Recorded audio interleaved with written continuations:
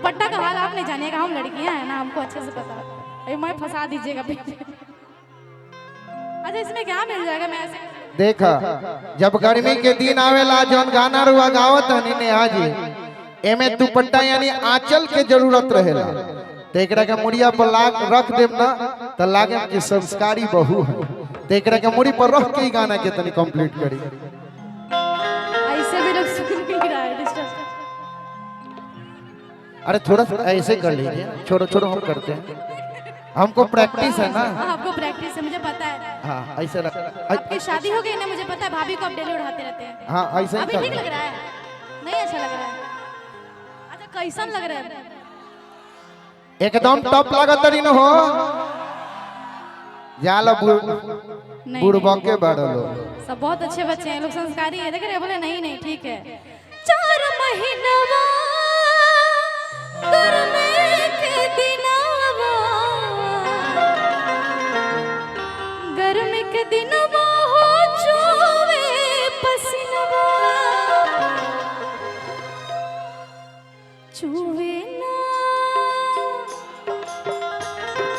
चुवे ना देवे पसीनवा गोरी तोहे बिनिया डोलाए देबो, चुवे ना देवे पसीनवा गोरी तोहे बिनिया डोलाए देबो, नहीं झूलने के छैया बलम दोपहरिया बिताइला, नहीं झूलने के छैया बलम दोपहरिया।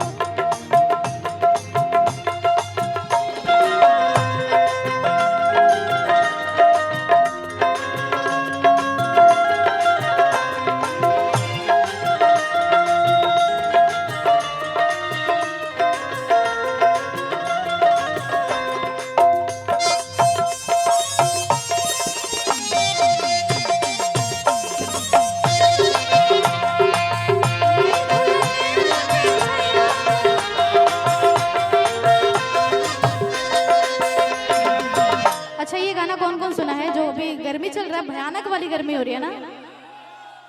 जेठ के दोपहरे घामे जोरता जमीन हो,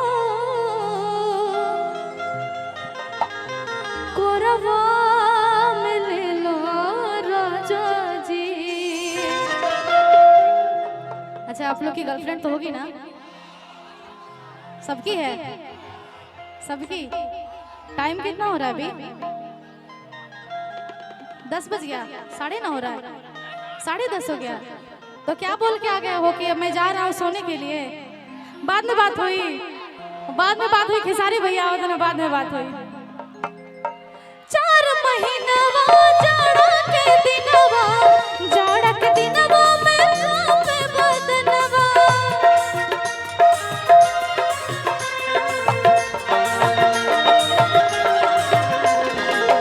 4 महीनवा जाड़ा के दिनवा, जाड़ा के दिनवा में कांपे बदनवा, कांपे ना देवे बदनवा गोरी तोहे कोरवा दबाए लेबो, कांपे ना देवे बदनवा गोरी तोहे कोरवा दबाए लेबो।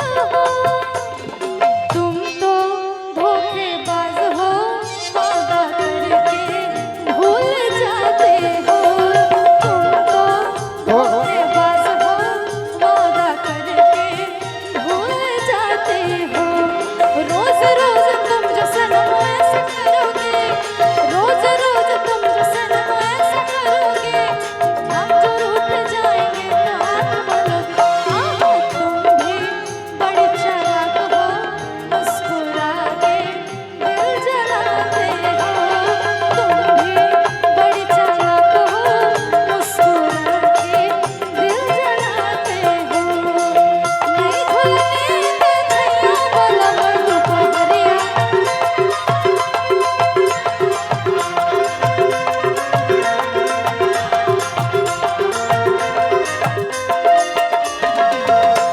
अच्छा गर्मी के बाद क्या आता है? बारिश, बरसात। सावन सावन ना, उसके लिए भी लाइन बना हुआ है। कैसे? 4 महीनवा बरखा के दिनवा, बरखा के दिनवा में भीगे बदनवा।